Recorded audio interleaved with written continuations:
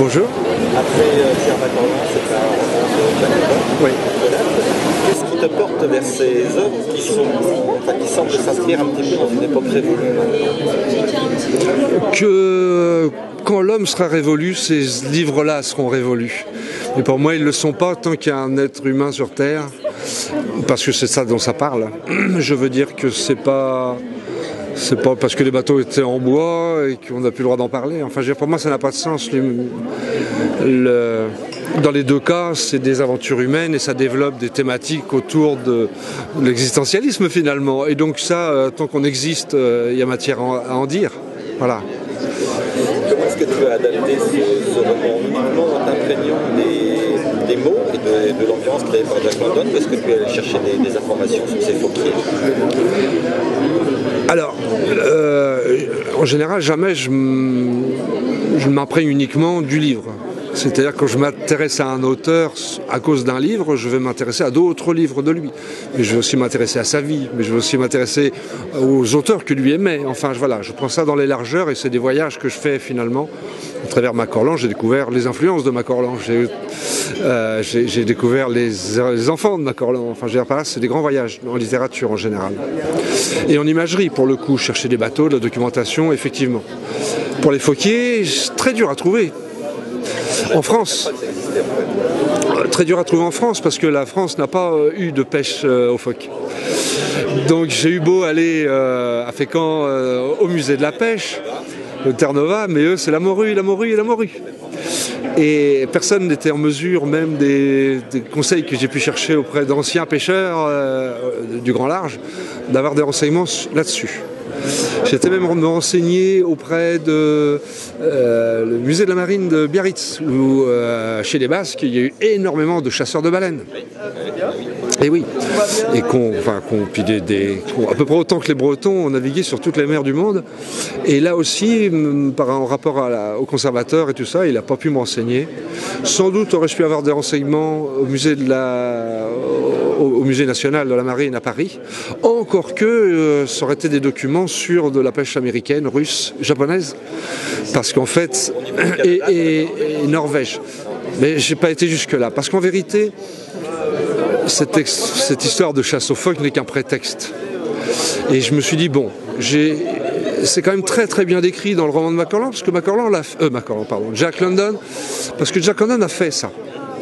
À 17 ans, il était embarqué, il a signé pour une campagne de 6 mois de chasse aux phoques en mer de Bering. Donc oui, je sais pas si comme mousse, hein. Et donc du coup, comme il l'a vécu, il l'a très bien décrit dans le livre malgré tout. Même si, malgré ses descriptions, j'avais du mal à imaginer qu'on puisse chasser le phoque d'un bateau comme d'un Doris, enfin comme finalement on pêchait la morue.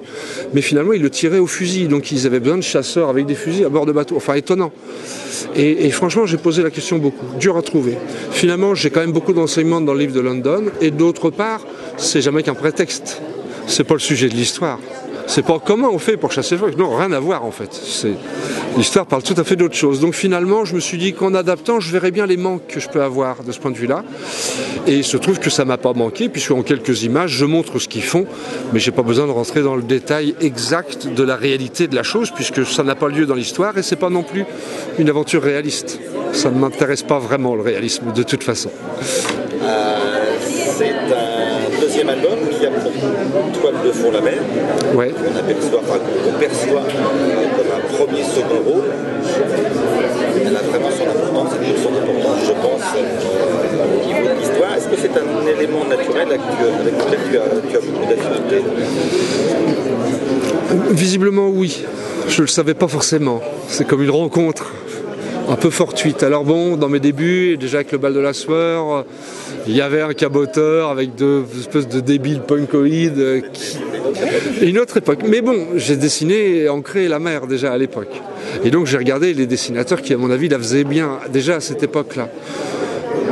L'autre chose, c'est que je suis havrais, donc ma maison étant à Sainte-Adresse, vue mer, mon atelier maintenant, tout récent est aussi tout près de la plage. La mer, j'ai là ma fenêtre. Bon, maintenant, ça ne fait pas de moi un marin, je ne le serai sans doute jamais, je serai un dessinateur de bande dessinée. Mais donc j'ai quand même une proximité avec la chose. J'ai un peu fait de la pêche aussi avec mon père quand j'étais jeune, aller chercher le maquereau, aller gratter les bouées au large pour ramasser des moules, etc. Donc j'ai quelques bribes d'expérience qui me donnent des sensations quand même réelles de la chose. Je me suis perdu en mer. Enfin, je veux dire, on s'est perdu dans le brouillard. C'est un bateau de pêche qui nous a dit « Ah, vous êtes dans le mauvais sens, là, c'est par là. » Voilà, donc quand même des trucs qu'on a bien flippé. Moi, j'avais 8-10 ans en plus, c'est des âges où tu vis ça extrêmement fortement. Donc voilà, j'ai des petits aperçus qui m'aident. Voilà. Maintenant, la rencontre, c'est comment j'ai un plaisir graphique à le faire. Ça, je ne me doutais pas à ce point-là. Et l'autre chose, comme tu dis, toile de fond, oui. Personnage presque. En tout cas, c'est un décor vivant. C'est-à-dire que si je faisais un truc à la montagne, on peut rendre la montagne vivante, certainement, la neige, les avalanches, les arbres, le vent. Mais la mer, c'est autre chose. C'est-à-dire que c'est le ciel aussi. La mer, elle se mélange avec. C'est la lumière, la couleur de l'eau n'est que le reflet du ciel. Et l'eau qui est dans le ciel tombe dans la mer, mais la mer s'évapore. Enfin, une mixité des choses vient, en tout cas, à mon avis, soutenir mes récits avec une grande force, puisque je peux y avoir du brouillard, je peux avoir des tempêtes, je peux avoir de l'écume, de la pluie, de l'orage, de la tempête, toutes les formes qui peuvent venir presque à ma volonté. Ceci dit, je suis quand même les auteurs que j'adapte, mais appuyer la dramaturgie du récit. C'est-à-dire que s'il est bien meilleur d'utiliser le brouillard dans des moments troubles, il est bien pratique de pouvoir secouer les marins pour montrer la colère des dieux, même s'il s'agit au contraire de dénoncer Dieu. Enfin, peu importe, voilà. C'est un décor vivant et qui vient soutenir ma dramaturgie.